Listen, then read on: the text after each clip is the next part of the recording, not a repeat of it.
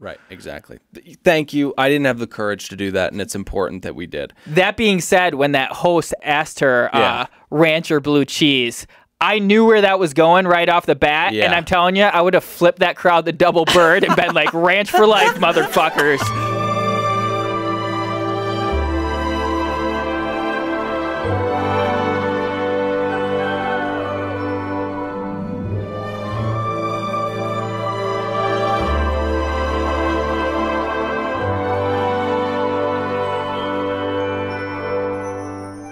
Oh, hi, hello, welcome to another brand spanking new episode of another Bachelor podcast. My name's Dylan. I'm saddled up next to one real Nicholas Davis.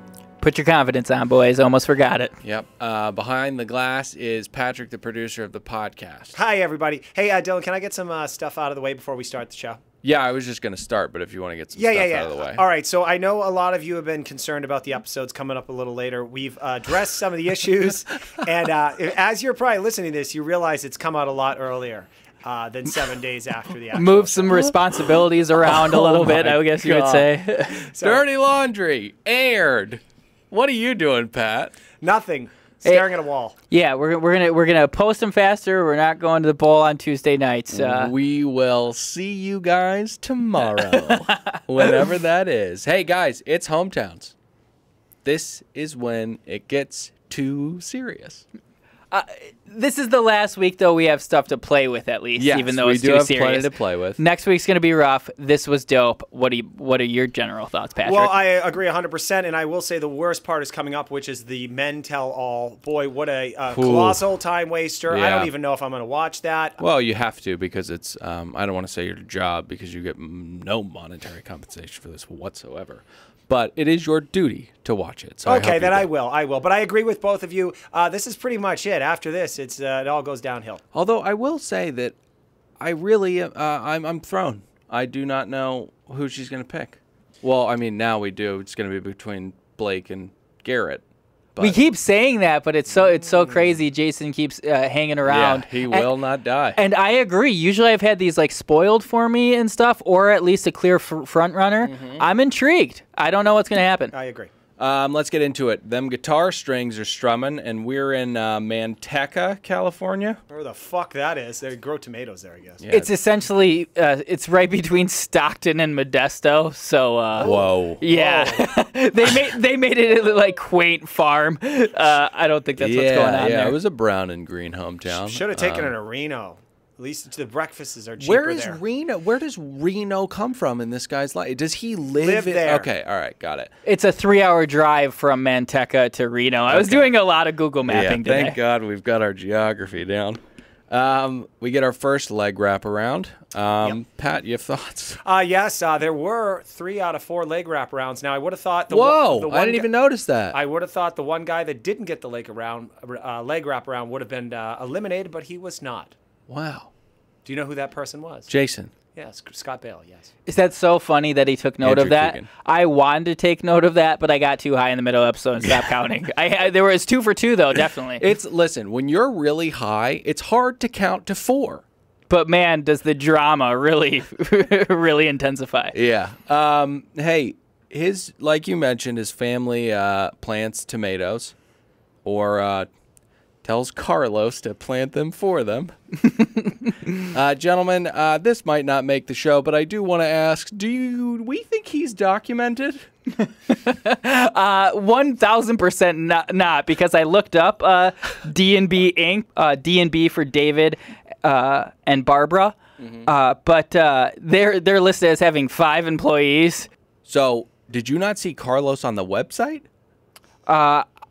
If Carlos was one of the 5 listed, then we've met 60% of their staff. So I don't know. I'm skeptical. I will say this, gentlemen, as an employer in the state of California and a small business owner with several employees, some of which may not be documented.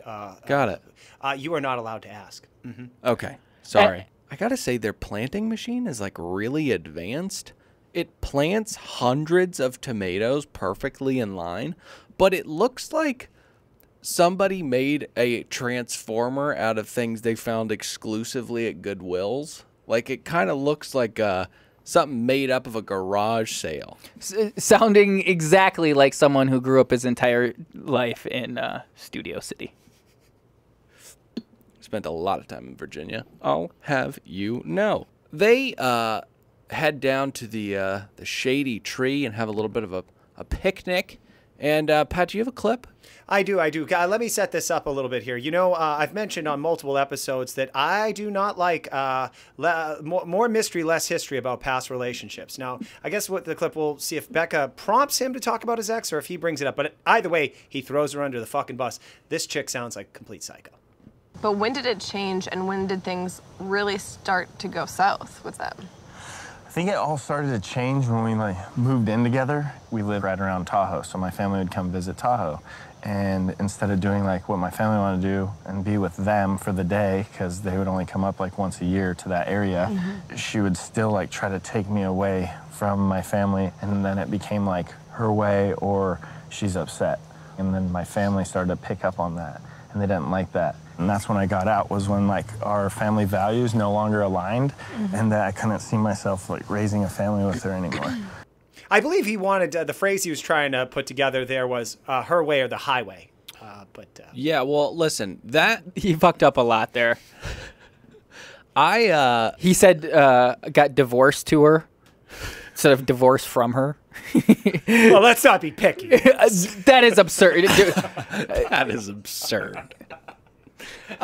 Listen, I know that this whole thing has been kind of trot out to America, but I have a little bit of sympathy for this guy. I mean, you get with a girl you thought you knew, and then she starts corrupting your life.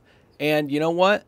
It takes a certain amount of bravery to say, hey, you're preventing me from being with my family. That's fucked up. I don't care that we're married. If this continues, we're splitting up. And he did it. So bravo, Garrett. Bravo. Well, let me jump on to that point there, Dylan.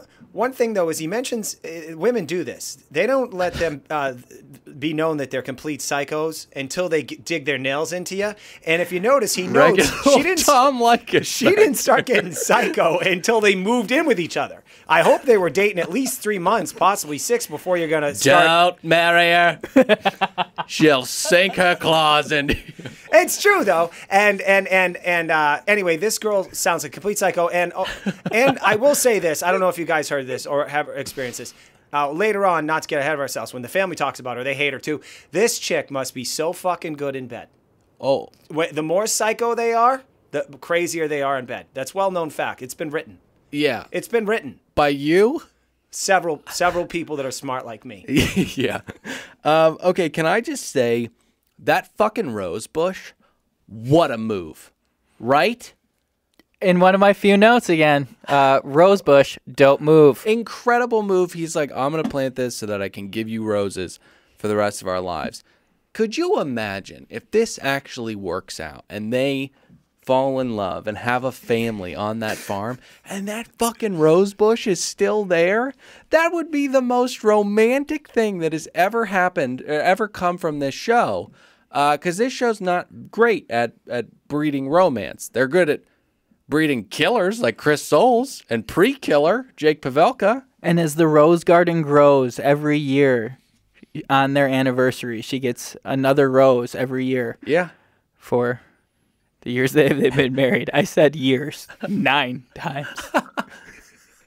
Okay. Hey, yeah, I kind of tuned out when they were talking about the divorce. I'm glad that you've played that because how many times do we need to talk about this? Every time he's on camera, we talk about how he got divorced. And this, you said, I don't remember who brought up his ex-girlfriend. She eventually asked questions, but it was him out of nowhere because he was like, this is a big day because, I got divorced. Yeah. 2 years ago. I don't know. They're forcing this in. Nowhere near the same level as the V card with Colton. I mean, this is the only thing that we can talk about. But anyways, let's go meet the parents who run the tomato farming operation. David and Barbara. There we go. David and Barbara. I got to say, this little brother is already a little too zippy for me. Well, he's supposed to be a twin. Did I catch that? But he doesn't Well, look like she says you guys are like twins, and that was just just being polite. Yeah, He totally. looks like a slimy mortadella slinger. Fraternal twins at best. Yeah. Yeah. Anyways, that was a little too harsh. But I like their. Did you see their like weird piece? Yeah, what was that? Right when they walked in the door and saw each other, I kind of liked it. It was endearing. It's very like lacrosse locker room. Yeah, for sure. Gentlemen, my spidey sense has been tingling about Garrett the entire season. I think I'm going to have to walk that back after meeting his family. There's no way he can be a colossal piece of shit, as I believe him to be, and have this much love from his family. I was completely jealous watching all the love. I hate to say it, like, just the relationship with his siblings and his mom and his dad, and his sister's like crying and shit. Again, these are mean things back to back, but that was a yucky cry. What do you mean yucky? That was a yucky cry. Yucky face. She reminded Yucky cry face. What do you mean? The Ashley eye, as people call it. Yes, exactly. But you know when your face looks like the mask of the drama and comedy duo, you know? The sister reminded me of actress Sarah Burns.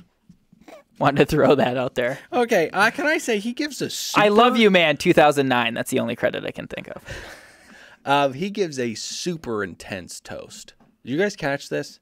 He's like, I'd like to make a toast. A man is strongest when he's surrounded by people he loves and is falling in love with. Oh, yeah. Which is that's not a thing. It sounds like it's going to be an expression or I thought it was just really well said and poetic and Very like, eloquent. and that's a rarity for him. So I disagree. Can I crowbar a personal experience in here? Come on in, Pat. When you're a hickey like me, when I introduced my future wife to my mother and my stepdad, Jimmy Dell, I said, this is the woman I'm going to marry. And we were at a steak restaurant, and no joke, my mom paused and says, I hope the steak's good here.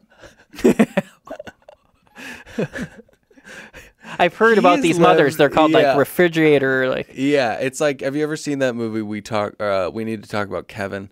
It's about a mother who doesn't love her son, and in response to that lack of love he feels from his mother, he locks all of the students in the auditorium and begins raining down arrows on them, killing numerous children. But getting ahead of yourself. Getting ahead of myself.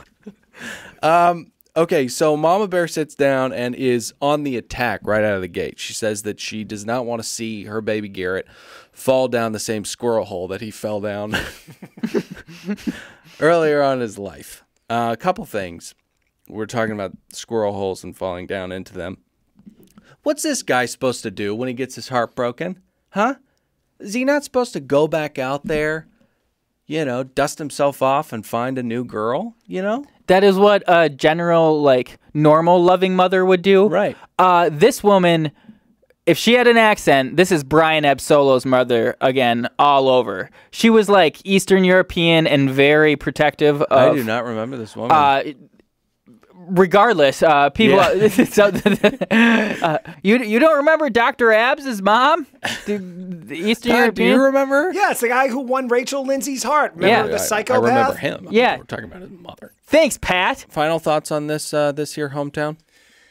I did not expect to have his family be as cool as they were. I thought it was a warm reception for Becca. And when she departed, it seemed like, I think she said, like, everything's falling into place with Garrett. So that would make him a top 2 contender. Top 2, hands down. I wish they would have showed the whole family sitting around watching Dumb and Dumber. He said that's like a big thing in his family. And why would they put that in there, Nick? A callback. Why would they? It'd be like when they ate weenies. You need to admit that this is for you. Fair enough. Hey, gentlemen, one last note on Garrett. And I hope I'm wrong.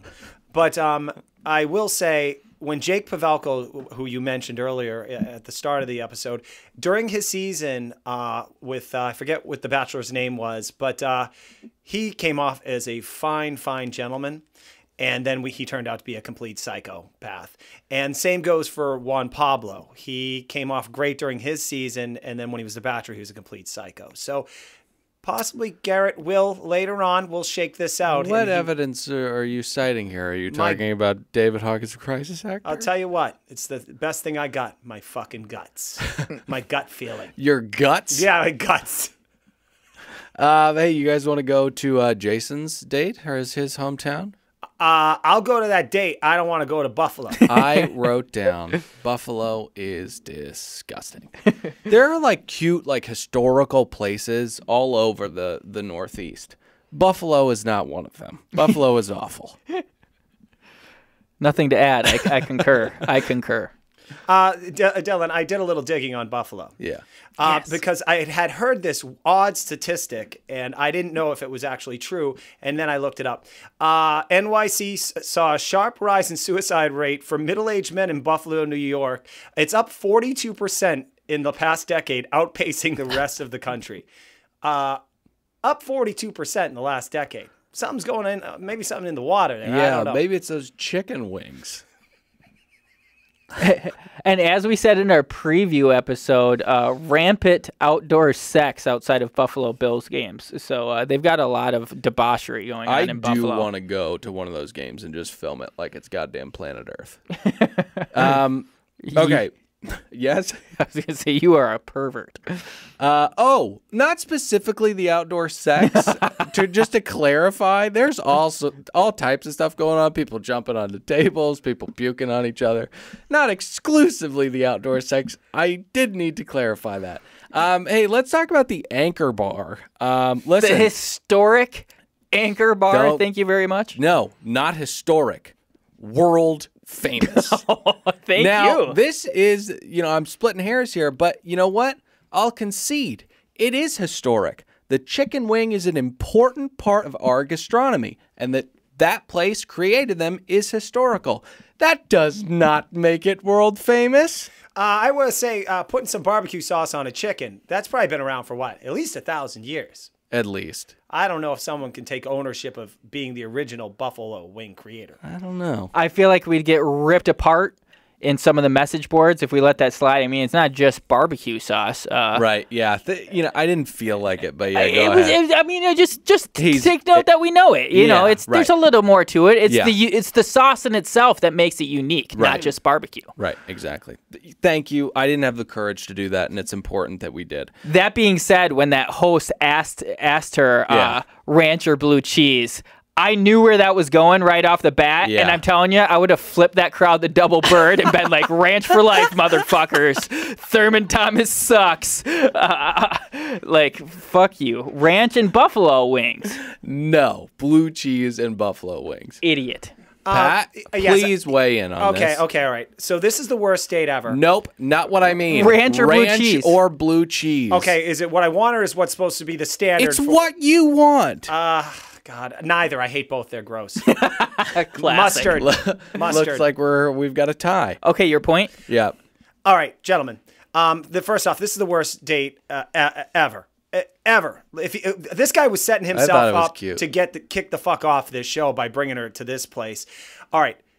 No Bachelorette wants to be involved in an eating contest. Okay, the girl's been fucking eating probably a cracker and a Diet Coke for the last 3 weeks to maintain this weight. You think she's gonna sit there and look like a fucking pig slobbering all over these greasy fucking chicken bones? No, there's a way to do this daintily and in a fun and not gross way. I think she did great. I don't know what the fuck your problem is. I don't know. It's especially easy to stay clean when it's a Bush League 1 minute wing eating contest. If I heard that right, that was fucking. It's not Bush League if you put Matt Stoney in. Matt Stoney will house about 45 of them in a minute 15, and I'm not kidding. Oh yeah, and that little hot tip, you loving Matt Stoney, it lost me $75 at 8 to 1 on that. Thank God. I just winked at him because he ruined my bid. I was pretending I did not bet on Nathan's hot dog eating contest. But that's good because that's how you know you're a degenerate gambler. Listen, Jason says that he was born with skates on his feet. I hate that also. And, I was surprised to see his mother walking around and alive later on in that episode because if we're talking about boots or footwear that could come out of a vaginal cavity, I can't think of anything more harmful than baby skates. Hey, on this boring part of the date, which concludes with him on a Zamboni, did you hear him call her a pet name? Baxter. When did that come up? Came up, I think, and this is why I'm a little worried. I think it came up when they were playing hockey. I don't think that this had like a build. I think he just like tossed this out at her. which is never good. I had a friend in college named Becca, and we called her Bexta, like from Busta Rhymes. But Bexta, what it is right now. Pat, what do you have to say? I had a girl in the 8th grade who was named Becca who farted during history class, and I called her Rebecca! That's where that came from, and now it's on ABC. Got it. They stole your name. Son of a bitch. Yeah, so let's go ahead and meet the family. Although me and Nick did talk off mic, of course, that, I mean, he's really fucking good at hockey. Really good at hockey. That puck juggling. Puck juggling while skating. Like, that's pretty ridiculous. They did miss a chance to play Endless Love in the Dark, a la Happy Gilmore. Again, for me. Hey, he's got a gay brother. Pat, do you need to say anything about this? Yeah, his gay brother, nicely dressed, looked like a composite of every nerd rock lead singer in the late 90s. Yeah. You guys mind if I say something about Weezer? Not at all. I don't like him. I don't like him. I don't like him. You go to music festivals, everybody's like, we gotta see Weezer. And I'm always thinking, but why? There's better music all over the place. Anyways, let's get into it. Jason sits down with his mom and says that he's finally pulling ahead of the pack. And she's like, how the fuck do you know? Yeah, she did. Not in so many words. Not in so many words. He's just like, you have to spend time with her and you'd know.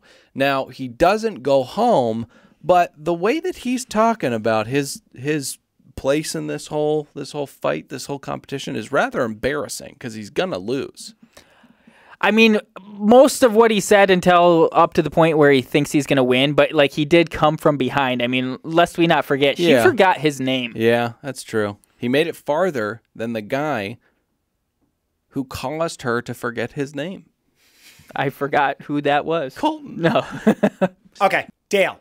Okay, now I like Dale. Now I'm a little older than you guys, so some of these old bags, they're attractive to me. I know you look at them like old ladies, but to me, you know, we're kind of contemporaries. Mom's pretty cute, but I have one pet peeve. She's an over laugher. You know what I'm talking about? Ouch. That's the one when when they're at the dinner table, Scott Bale and Becca are sitting next to each other. And they start talking. How do you say this name? Scott Bale. How do you spell it? Scott Bale. Baio. Yeah. You literally cannot say it. Scott Bale. Why did you never back me up when I brought this up the first time? I did back you up. I said that he sounds like he's saying Scott Bale. Fair enough. Come on. May I continue, Jim? Absolutely. All right. An over laugher is someone who laughs at shit way too hard. Like, hey, is this an uncomfortable thing? Were you molested as a child and you have to make everything comfortable for everyone? Like, it's not funny. It's a boring story. Like, if he was telling this story... I don't think it's a boring story. It was boring. It's a fun story. If this guy was saying this story at a cocktail party, I'd walk away. I'd say, I gotta get a drink at the bar. Hey, guys, let's get into one-on-one with Blake, please.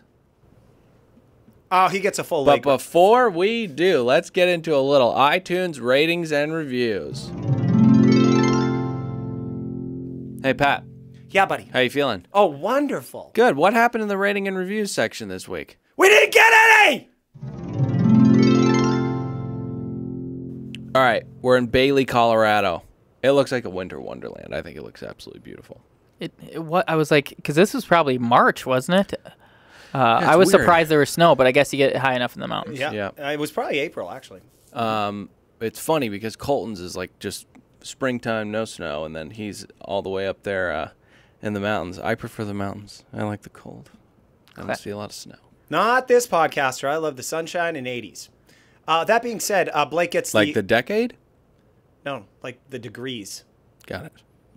That being said, Dylan, Blake gets the full leg wraparound. But Yes, he does. We would have expected that. He takes her to his high school because it's an important part of him. Now, I wrote down that this is never a good sign.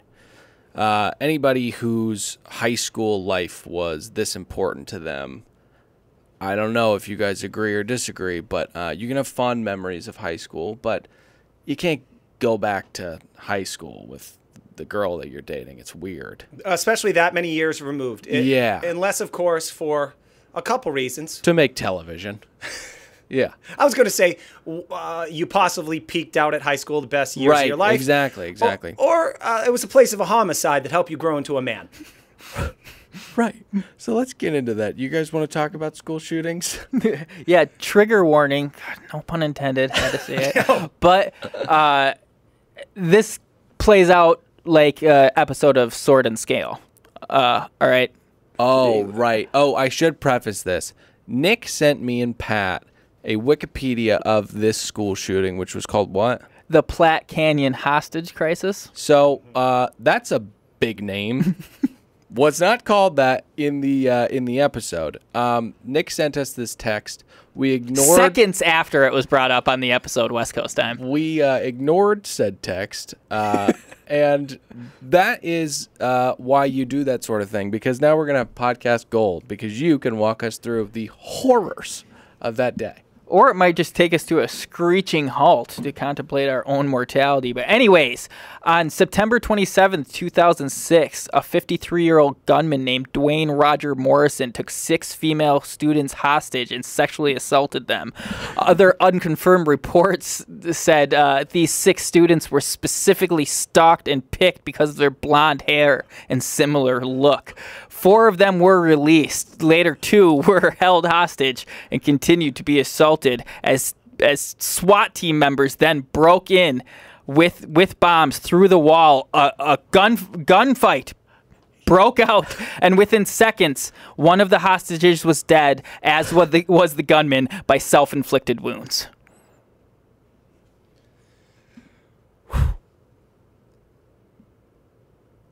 You guys have anything else about the high school you want to get into? Oh, I'd love to. Before that horrific story that he lays down on her, by the way, total boner killer as far as I'm concerned. You think? Yeah, a little bit. He starts giving her a tour around the school. She doesn't know this is coming. And every time he was introducing her to one of the male teachers, I'm like, is that the one Mom fucked? Got fucking ugly fucked in like the science closet? That's what I'm thinking the whole time. Is this your stepdaddy? I'll take you one further, Fat. I was actually worried on this tour that we're going to go walk in and Mrs. Blake would be banging one of the janitors. Mrs. Blake. I know that's not how names work. But I have a Debatable. message for these piece of shit Bachelor producers out there. Look here, you Lauren, whoever your name is. Emily. You piece of shit losers. Okay, Rachel. This school was the place where his mother cheated on Blake's father, and we could have had some real fun with that, like joking around, and that could have been fun. It would have been interesting, and we all would have had a good laugh. Instead, you had to bring this whole fucking shooting thing up and make a whole big deal out of it. What happens to the parents of the girl that was murdered at this high school watching this fucking episode, being reminded on TV, which later we end up in some auditorium with some Betty the fucking Who performing like everything's great. Just Betty Blake Who. even notes that murder and that horrible tragedy, that was the day that he became a fucking man. Oh, great, Blake! I think that your anger is misplaced here. I mean, it's a part of who he is. Oh, when I'm the Bachelor, I'm gonna bring him to where my friend Sean murdered his wife and say, you know, that was the day that I learned you really shouldn't punch your wife or drive a knife into her chest when you get angry at her while you've had a few pops in you. I hope that isn't real. Hey, well, I do want to say the commemorative sign that is a symbol for how strong the community is, hashtag Bailey Strong. I think they could have done a little bit better with that. Maybe make it out of wood or something. It's 12 or so pieces of college-ruled paper taped to the wall with Bailey Strong written in Sharpie. I have to ask, why do you want to go here? Why do you want to go here? This is the place where your family was ripped to pieces and the place where you were fired at. Why would you want to take Becca back here? It's nothing but sadness until we get a wonderful concert from Betty Who. Were you literally saying Betty Who? No, that's her name, Betty Who. No, that's my point. Her name is Betty Who, and I was literally saying Betty Who? We've got a little who's on first situation here. Exactly. Yeah. Who the fuck is Betty Who? Or as I like to say, Dude Sweet. I'm not going to lie. Again, I was kind of fading, if you know what I mean, wink, wink, at the end of this episode. I didn't see that it was Betty Who playing this concert. You said that you thought it was pink. I did. I was like, well, not a bad get, Bachelor. I'm not saying she's relevant this year, but she's hits. an all-timer kind of. Yeah. Well, and I was shocked, but that is a clone and a damn good one at that. I gotta say, it's Becca's favorite singer. She was singing every goddamn word. Not my favorite singer, but I thought it was. She had a couple jams. I was moving. I was confused. How did Becca know all the songs to this woman's She's lyrics? a contemporary artist. It's not like I went on Spotify and was listening to a little bit of her while I was working. Well, I did that as well, and I was surprised to see this chick that looks older than shit has 2 million downloads per month on Spotify. Betty Who's nothing to sneeze at. Blake was like, I got to reciprocate the feeling after you had that great moment at the Baha Men concert last week. You made my dream come true. Well, now it's your turn, baby. Yeah. Hey, do you guys want to meet this family? Yeah. So I'm a little confused. So he shows up at the house, and I'm thinking this has got to be mom's side, right? Because I don't imagine the father is hanging around after that Ottoman-haired woman ripped his heart out and spit on it. But I think he is there.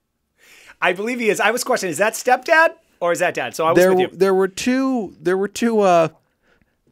I hesitate, but I'll still go ahead and use it sarcastically. There were two alphas there in that house. By the way, you and I are simpatico. That fucking whore homewrecker. I called her mop head. She looks like there's a tiny piece of furniture on her head. I would just say if there were just a lineup of random women, I could pick her out as possibly banging the English teacher / basketball coach of her child. Yeah, these fantasies are always, they involve much prettier people than this usually. I don't know. Some of the more recent news things of like teachers banging students, I guess that's a different thing, but they've been attractive is all I'm saying. Nice. You know what she probably looked like when she was younger? A drug-addled Ali Sheedy in the Breakfast Club. I literally do not know the names you bring up ever. Honestly, there was something in my head. You don't know the Breakfast Club? John Never Hughes? seen it. I know who John Hughes Now is. you guys know how I feel when you're geeking out looking at your fucking iPhone on some videos and I'm like, I don't know who that influencer is or what this video is about. You guys talk about it like, who's that chick that always you have to Can you turn the music off, What? please? What? Can you turn the music That's off? a great song. You are accusing us of bringing up what you call influencers? Like that's what me and Nick talk about? What the fuck is wrong with you? I don't know. He considers Sean Evans in Hot Ones an influencer. It's like the biggest show on the planet. I mean, it's just a phenomenal show. That Sean Evans is a dynamo. He is so charismatic. He has such a je ne sais quoi to him. He's wonderful. Pat, do you know who Sean Evans is? We had him as a guest, didn't we?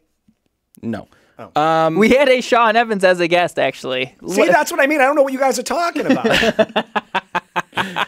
Okay, just want to shit on Shelly a little bit more. I mean, she looks like a mom, but dress up a little bit. You look like shit, Shelly. Mop head. I did get this out because he played that awesome song from Breakfast Club. But I had the same thought, but I didn't even know it. I was like, who does that look like? That is a grown Ali Sheedy. Mm-hmm. That's what I do, Nick. If I was talking to her about like relationships and stuff and she started critiquing any of my actions, I'd be like, Mom, shut the fuck up. You banged my fucking basketball coach, okay? Shut up. Yeah, she referenced the first time he got his heart broken was when he got broken up with. I would argue it was the second time his heart was broken, all right? And you did it, Mama. Well, and also when she was referencing breakups, I was confused if she was talking about his last breakup or the one that she had. Mm-hmm. Yeah. Maybe we were both saying the same thing. But yet the dad is still there. Very confusing. Can we just say, we've said it a couple times, Blake's a psycho. Oh, yeah. Damage. Complete psycho. Did you notice he's losing the grudge voice as he gets more confident? Did you notice he's starting? Because I was ready to lay in the grudge sound effect here. And that whole episode, he's starting to, hey. I really, really appreciate your restraint. your purity in this process. I mean, if you don't hear the grudge, you're not going to play the grudge. Mm-hmm. It's a very respectful quality. That's what and I'm professionals bummed because that's one of my favorite drops. Shelly sits down with Becca. And again, I'd be like, Shelly, you're a cheating harpy. Don't talk to me about dating your son, but she does. Do you have a clip? Oh, yeah, I have a clip. I was with Blake a lot during that horrible breakup. Yeah. Heard the cries, the panic attacks, the I will never find anyone. Broke my heart as a mom. Scared me. I mean, it really did. It scared me. I thought he's going to give up on love because he just doesn't think it's ever going to work out. And so that is my biggest fear. I am scared to death that he's going to have his heart broken again. Yeah. Because Pussy, pussy, Uh-oh. pussy. Don't. Pussy. Go for it, Nick. No, Baby. not. Leave her going, though. I want to do it with pussy, her. Pussy. Don't. Iggy, pussy illy, wetter than the Amazon, taste this kitty, silly Billy, poppin' pilly, smoke 'em like a swisher, lick this Philly, mold 'em, soak 'em, hook 'em like crack, aftershock, this should be outlaw, call me Pac, cut it. Pussy. I know this part too, blah, blah, blah, blah. You didn't do that good. I thought the first part was good. He completely flubbed one of the lines No, there at the end. I killed it for a while. Yeah, it was For a pretty dead while on. doesn't count. 82%. Maybe I will have to edit this episode.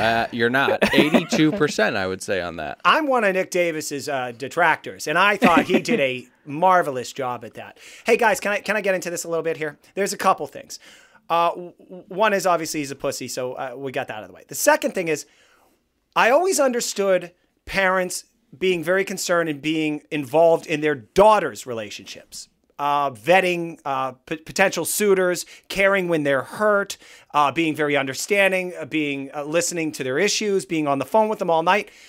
When did dudes start talking to their mummies and having to have their mummies take care of them when they're having panic attacks or crying through the night?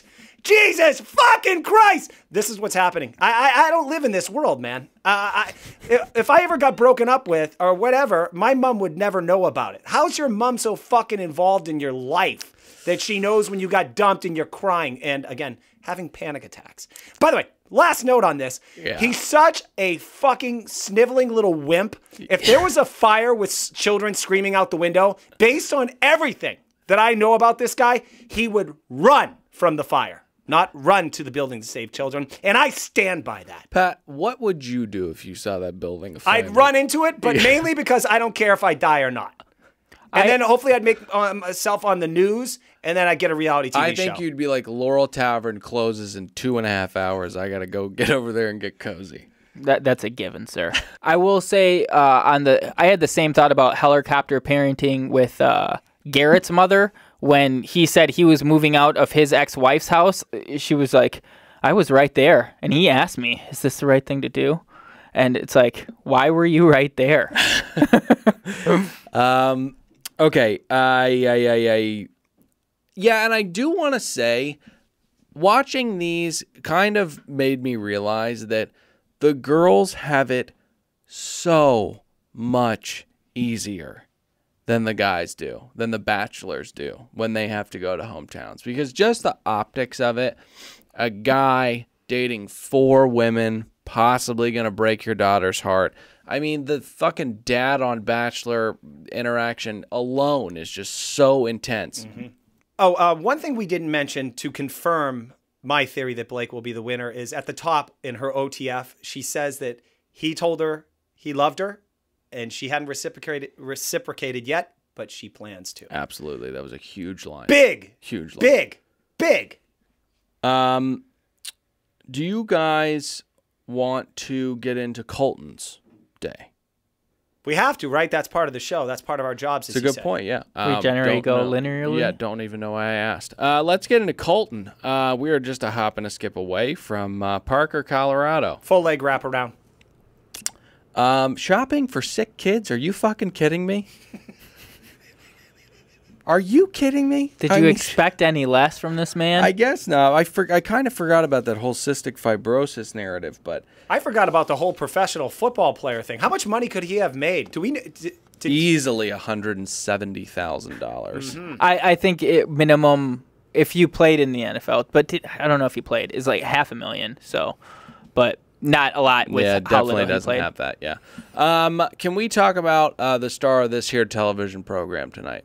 But it's genius, actually, that he used whatever he made to start a nonprofit. You can rake in quite a nice salary for yourself. You set up a little nonprofit. Yeah, you know? just ask the members of the Clinton Foundation.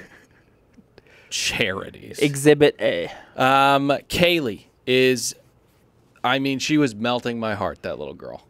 Adorable. She is such a sweetheart. She was a star. Oh, my God. During the episode, Colton also went on Instagram Live with the star of last night's show, Kaylee, and she outdid herself once again. She explained how to make slime really eloquently. She's just a little dynamo. Yeah.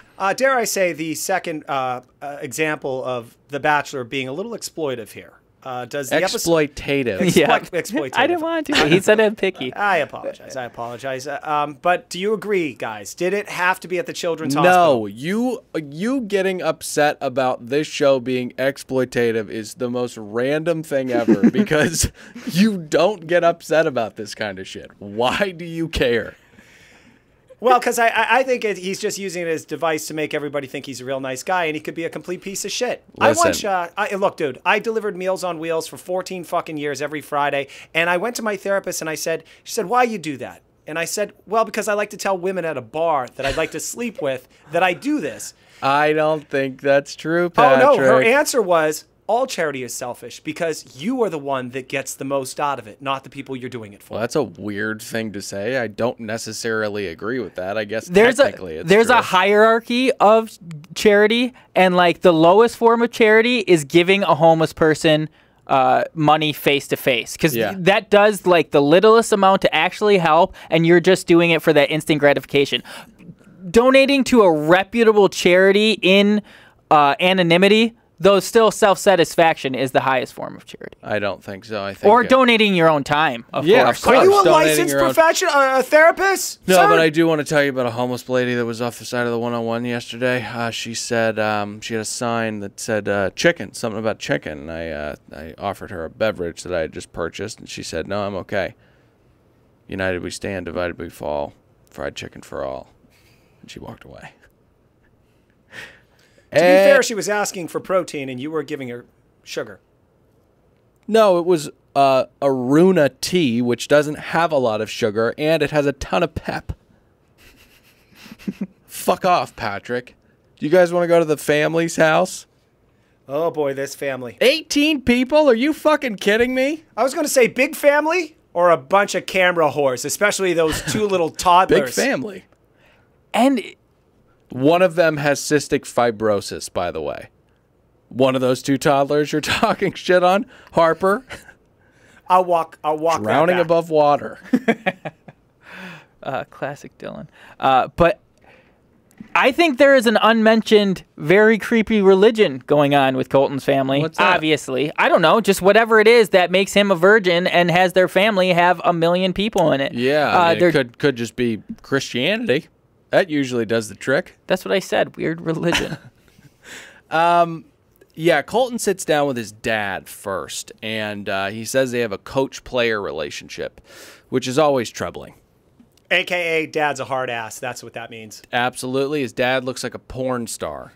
Looks like him, but older. There was discussion of the bullying he got in the locker room for being a virgin. Oh, my God. What they didn't mention was it came from his dad. Right. He was Yeah, the coach, exactly. and he's like, you fucking pussy. Yeah. They never made fun of him for being a virgin. They were only concerned that he had so many black eyes constantly. That was the only thing that happened in that locker room. The dad sits down with Becca and is like, so has he told you about Tia? And I was like, do you not know that he's a virgin? Because this is kind of, Tia's in the rear view. We're not talking about Tia. We're talking about the virginity. Burying the lead. Very suspect, and also foreshadowing what would happen later on the episode. Like, how much of a part of his life was she? Because they both played it off like it was nothing. It was a weekend of fun. But if this is true, then his dad may or may not know about his virginity because Colton doesn't want to talk about that because his father is the only person in the world that can physically harm him. Or, even worse, he's overcompensating and telling him that, like, about all his hookups. How does he know about Tia if this guy met her one weekend? He's like, Dad, I fucked this woman this weekend. Going back to the mom, like, do you know about Tia? What is with these mothers, like, it seems like they're trying to sabotage the relationship. Earlier, Garrett's mom was like, do you know about the divorce? And both times, Becca was like, yeah, they told me. Now, gentlemen, I just went on a rant 10 minutes ago bitching about this. Get the parents the fuck out of your fucking personal relationship life. What the fuck are you doing here? I'm a fucking guy. Jesus Christ. Leave this for my sister. 3 for 3 for helicopter parents. Anything else you guys want to get into? Yes. Okay. So Colton's dad sits down with Becca. And again, Dylan, you touched on this. So odd for the Bachelorette to have to come back and try and win the family over. And just, it's very odd conversations. The dad not only says, you know about Tia, he also says, don't pick my son. I believe he actually says, don't pick my son. If you aren't really into him, don't bother. Let him go here. And they cut away, and we never hear the end of that conversation. Obviously, getting ahead of myself, she kicks Colton the fuck out. But I wonder if she told the dad that she wasn't going to pick Colton. Because he asked her a point-blank question. He made a request. Do you remember this? Yeah, I guess so. Or his father could be diabolical and... did a little maitre d' exchange of some cash to the producers. Said, you make my boy the Bachelor. Very unlikely. Extremely unlikely. It's a hot take. I like it. It's not a hot take. It's just a wrong take. I thought it was the ultimate power move, though. Basically, a parent saying, don't bother, pick our kid. I don't think I've ever seen this before. I've seen dads with the girls, when the Bachelor comes there, go like, don't hurt my little baby. Don't hurt her. I mean, it's kind of he coached it. The preview showed it as he was just saying, I don't want you to do it. But he started it with, if the person is not sure it will work out, don't pick them. Yeah. So I don't know. Yeah. I have one last note. So it was a little cooked. One last note here, and I don't know if you caught this. When Becca was talking to Colton's mommy, I felt like she was kind of fishing around a little bit. The apple doesn't fall too far from the tree as far as like guys in bed. And I felt like Becca was fishing around for Colton's mom to know if dad knew how to lay some pipe. That's absolutely insane. I did not see that at all. I didn't see it, but I agree now. That's a genius point. That's a hot take. Mm-hmm. That's what professionals do, like you said. That's right. We had to have one tonight. Okay, so she leaves. Colton tells her he loves her. They make out, and she's off. And then she says in her OTF, she's falling for him. Which is kind of odd because we know what's coming later on. Yeah. Let's get there. A little bit of a break in the action. They go to Los Angeles. Before we get into this, let's take a quick break to hear a word from our sponsors. Today's episode is brought to you by Ken Burns' newest documentary, Zoot. In 1942, the cultural swells of the Great War and jazz swept through the streets of urban America. While the broadcasts of fallen soldiers and the sounds of Miles and Coltrane reverberated through the country, it was the looms that were heard the loudest. The real heroes of Harlem and Chicago are those few have heard of. Harold C. Fox and Charles Klein put their trumpets away when the sun rose and got to work sewing the clothes that would define a generation and inspire a young man named Steve Perry, who years later would go on to lead the famous Cherry Poppin' Daddies to number 41 on the Billboard Hot 100. The Emmy Award-winning documentarian is back with his newest 10-part, 17-hour series detailing all that went into the making of the 97 masterpiece Zoot Suit Riot. Zoot takes you into the studio. Zoot takes you into the studio to witness for the first time the family and brotherhood that was cultivated when 4 of the greatest musicians of a decade came together in pursuit to become legends. Zoot premieres on PBS October 3rd at 7:17 on channel 32 or 41. All right, sunny Los Angeles. We are at a miscellaneous rooftop. Mm-hmm. Love rooftop bars, by the way. With Becca and her gal pals. Pat, can we get a roll call? All right, one of them I always screw up her name. Yeah. So we got Terry, a.k.a. Little Becca. Got it. We have Cien, who should have been the first Black Bachelorette. Yep. We have Caroline. I have no idea why she's there. She was eliminated like within 3 episodes. Best friends with Becca? Major hanger-on her. The blonde one, is her name Mikkel? Or You got it. Did I really? No. What is it? What's her Kendall. name? Kendall. Very That's right. easy. Kendall. And is there another? Oh, Tia. Tia's there. Okay. Tia is shooting daggers into the Bachelorette. I think Tia hates her. I think Tia thinks she should be the Bachelorette. And there's an argument to be made for that. I think this season would have been way better with Tia. I thought that. Dylan. And then, well, there's a lot of things I hate about Tia now. But one pet peeve I have is she's got these highlights in the front of her hair on the bangs. And she, every 4 seconds as she's having a conversation, has to take both her pointy fingers, lift them up to her hair, and then separate her hair like she's a fucking princess. Like Rogue. I fucking hate that. Like, who do you think you are? Get a better haircut. Put it up in a ponytail. I'm not a chick, but what? Who this do is you not. think you are? No, honestly, like, obviously this isn't working for you. You can't fucking see. You got to keep fucking pulling the hair out of your fucking eyeballs, you dummy. Jesus Christ, she's so annoying. I dumped a girl for this once. Hey, so I agree that she would be a better Bachelorette. Hotter, that's for sure. But only because, hotter, I agree. And secondly, because she's not afraid to backstab, all right? She would have been breaking hearts right and left. I don't know if this is necessarily backstabbing. It's just really shitty and... Kind of to Colton, you could argue. Because Yeah, as it came out in our Facebook group, thank you to... I don't remember who. Jennifer Lorch. Colton was on some podcast Ashley, of Bachelor I and alum. Ben's podcast. Last night. Look at all the details coming behind the glass. Professional tonight. Join us on Facebook. Thank you very much. But he was saying he had no idea that Tia felt that way or was going to say that stuff, and he felt very blindsided and a little shorted, even though, as we'll know, Becca said it didn't have an effect on anything. Oh, God, what a bonehead move.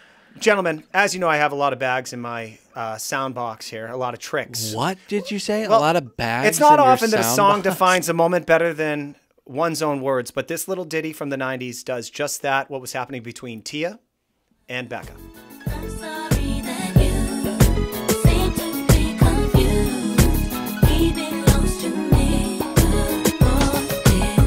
Do you not know this one, Dylan? No, I know it. Brandy and Monica. Monica, there Where's it is. Monica? She should do more bad reality TV. You know, Brandy killed a chick, and she's still doing TV. Do you know Kobe Bryant took Brandy to his high school, his senior prom? Oh, man. He was going to be a star from day one. Everybody knew it. That's how baller he was. So anyways, do you want to get into what she actually says to her? Oh, yeah. Oh, I have a clip. Sorry. You have a clip now? Like, if I'm being completely honest with myself, like, I do feel like I still have feelings for Colton. Yeah. And when I think about Colton being at this point now, like, it makes me sick at my stomach. Yeah.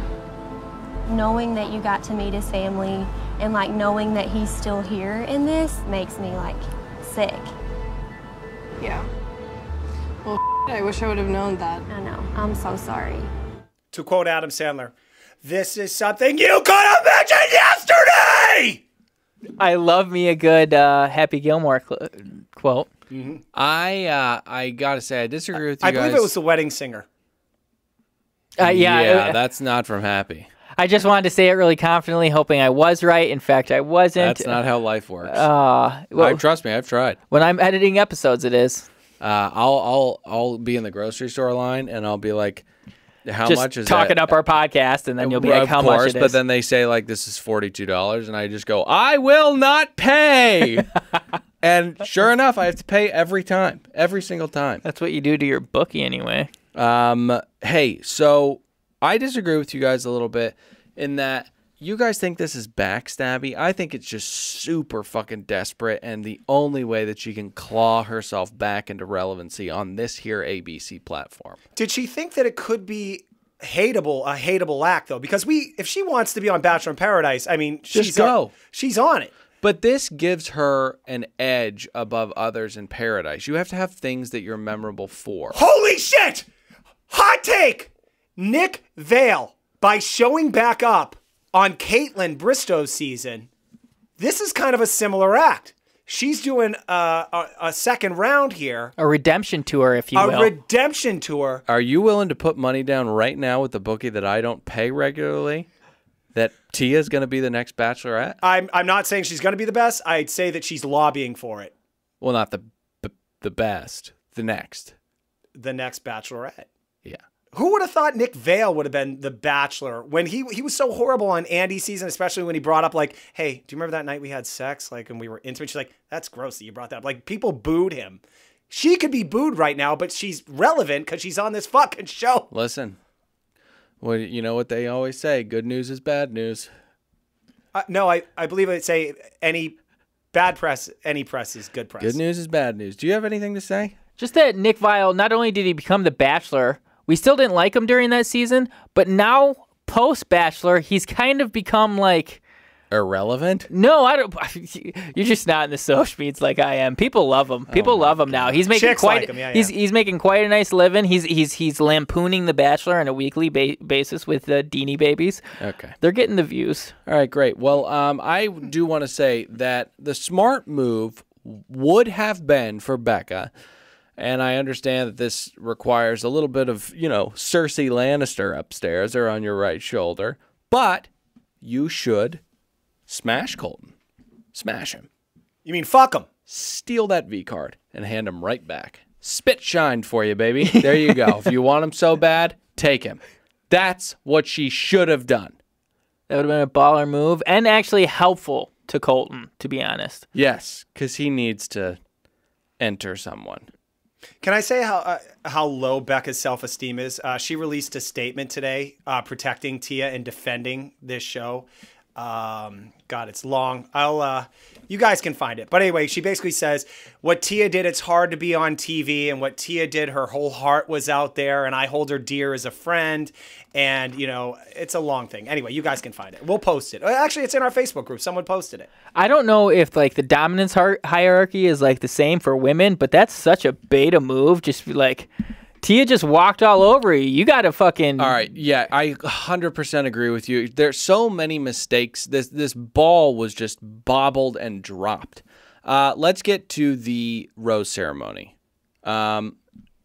Because of this whole fallout, I didn't want to bring it up earlier in the season because it was kind of a spoiler, but Becca M in Becca K's corner got into huge Twitter beef with Raven over Tia. Raven defending Tia. They were all over it. It got really ugly. So this has caused waves in that world you know nothing of. Yeah, I don't sail any ships on those wavy waters. It's horrible, but it helps us grow. Hey, do you guys want to get into the rose ceremony? Yeah, let's do that. Mm-hmm.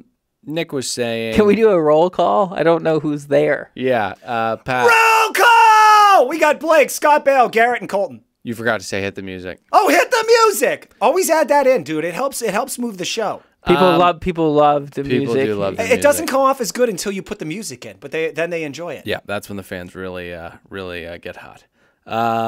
Unless if there's lyrics in the music, evidently. Yeah. I warned you about that, Davis. Can we talk about Blake wearing a red bow tie? Wild call. He looked like a gay ventriloquist doll. He really did. Like someone should have their hand up his fucking ass, moving his fucking creepy mouth. Yeah. You're dropping a lot of F-bombs tonight. Are you okay? Yeah. Yeah. Really? Am I? Yeah, a ton. I'm sorry. Blake gets the first rose, even though he looks ridiculous. Very scared that he's going to win this competition because it seems like a very real possibility.